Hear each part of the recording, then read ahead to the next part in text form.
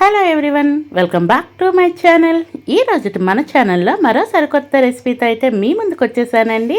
ఫుల్గా అయితే వీడియో చూసేయండి, స్కిప్ చేయకుండా. దీనికోసం అయితే ఫస్ట్ ఒక బౌల్ తీసుకొని అందులోని ఒక హాఫ్ కప్పు వరకు పాలను వేసుకోండి, 2 స్పూన్ల వరకు కమ్మటి పెరుగు వేసుకోండి, అలాగే ఒక 3 స్పూన్ల వరకు పంచదారని వేసుకోండి, ఒక హాఫ్ స్పూన్ వరకు నార్మల్ కుకింగ్ ఆయిల్ వేసుకోండి.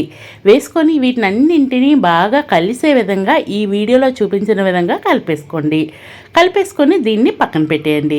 నెక్స్ట్ అయితే ఒక మిక్సింగ్ బౌల్ తీసుకొని 1 కప్పు వరకు మైదా పిండిని తీసుకోండి. అలాగే ఒక పావు స్పూన్ వరకు అయితే కనుక బేకింగ్ పౌడర్, ఒక పావు స్పూన్ వరకు బేకింగ్ సోడా, టేస్ట్కి తగ్గ సాల్ట్ని వేసుకొని మొత్తం కలుపుకున్నాక ముందుగా మనం కలిపి పెట్టుకున్న ఈ లిక్విడ్ని అయితే కనుక కొంచెం కొంచెంగా వేసుకొని నేను వీడియోలో చూపించిన విధంగా డౌన్ అయితే రెడీ చేసుకోవాలి. అలాగే ఈ డౌ ఆరిపోకుండా పైన కాస్తంత ఆయిల్ రాసుకొని మూత పెట్టేసి ఒక 10 నిమిషాల పాటు పక్కన పెట్టేయండి. 10 నిమిషాల తర్వాత చూస్తే పిండి బాగా నాని ఉంటుందండి. ఇలా నాని ఉన్న పిండిని మరొక్కసారి బాగా కలుపుకొని ఈక్వల్ పార్ట్స్ అయితే చేసుకోండి. అలాగే మన ఛానల్ ఇంతవరకు ఎవరైనా సబ్స్క్రైబ్ చేయకుండా చూస్తే ప్లీజ్ అండి సబ్స్క్రైబ్ చేయండి, వీడియో నచ్చితే లైక్ చేయండి, మీ ఫ్రెండ్స్ అండ్ ఫ్యామిలీ మెంబర్స్కి షేర్ చేయండి. నేను వీడియోలో చూపించిన విధంగా ఈక్వల్ పార్ట్స్ని అయితే చేసుకొని ఒక పార్ట్ని తీసుకొని ఇలా ప్లేట్లోకి అన్నింటినీ ఫస్ట్ అయితే షిఫ్ట్ చేసేసుకుందాం. ఇంకా మన ఛానల్లో మంచి మంచి స్నాక్ రెసిపీస్ ఉన్నాయండి, మీకు టైం కుదిరితే కనుక వాటిని కూడా చూడటానికి ట్రై చేయండి. అలాగే ఒక బాల్ని తీసుకొని నేను వీడియోలో చూపించిన విధంగా లోపటి వైపుకి ఫోల్డ్ చేసుకొని కాస్తంత ఇలా స్ప్రెడ్ చేసుకోండి. నెక్స్ట్ అయితే కనుక నేను ఒక 10 రూపీస్ మిల్క్ పౌడర్ ప్యాకెట్ తీసుకుంటున్నానండి.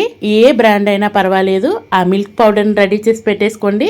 అలాగే ముందుగా మనం స్ప్రెడ్ చేసి పెట్టేసుకున్నాం కదా, దానిపైన అయితే కనుక 1 స్పూన్ వరకు మిల్క్ పౌడరు, కొంచెం షుగర్ని వేసుకొని నేను వీడియోలో చూపించిన విధంగా క్లోజ్ చేసేయండి. మనం ఇక్కడ మైదా పిండితో చేస్తున్నాం కదండి, గోధుమ పిండితో కూడా చేసుకోవచ్చు. మైదా పిండే కాబట్టి ఈజీగా క్లోజ్ అయిపోద్ది. తీసినప్పుడు చేతికి అతుక్కున్నట్టయితే కనుక చేతికి కాస్తంత ఆయిల్ అప్లై చేసుకోండి, లేదంటే పొడి పిండిని అప్లై చేసుకోండి. ఇలా చేసుకొని ఇదే విధంగా అయితే బన్స్ మోడల్గా అయితే రెడీ చేసి పెట్టేసుకోండి.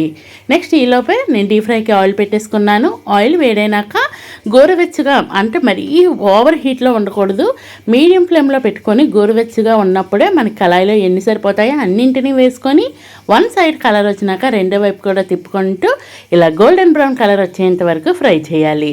ఫైనల్లీ మన రెసిపీ అయితే రెడీ అయిపోయిందండి. Ready to eat. Thank you for watching.